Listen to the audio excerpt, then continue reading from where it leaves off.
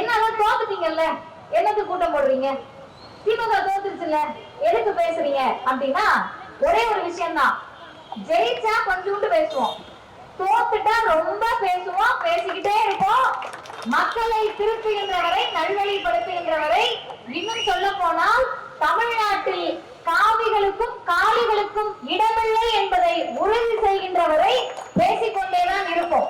அவங்க எல்லாம் நம்ம கிட்ட வந்து முதல்வர் ஸ்டாலின் முதலமைச்சர் ஆனார் போன முறை, எனக்கு தெரிஞ்சதுதான், உங்களுக்கு அப்படிதான் நினைக்கிறேன். அவர் வந்து இல்ல நான் முதல் முறையா முதலமைச்சர் ஆயிருக்கேன், ஒரு 6 months எனக்கு ஒரு ப்ரொபேஷன் பீரியட் தந்தீங்கன்னா நான் போய் அரசியல் கத்துக்கிட்டு ட்ரைனிங்லாம் போயிட்டு செய்ய வேண்டியதை செய்வேன்னா நெஞ்சு புடைக்க நரம்பு புடைக்க வீதிக்கு வந்திருப்பாங்க எல்லாம்.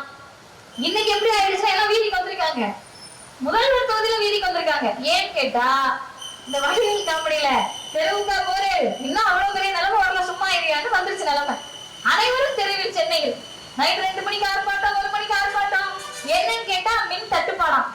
இப்ப நான் கேக்குறேன், கலைஞருடைய சாதனைய சொன்னா உங்க அப்பா வீட்டு காசுல செஞ்சாரு, அவர் காசுல செஞ்சாரு, நாங்க தான் வரி பணம் கட்டுறோம். இப்ப நாங்க கேக்குறோம், உங்க வரி பணம், நீங்க கட்டுற கரண்ட் பில்லு ஏன்பா உங்களுக்கு வர மாட்டேங்குது?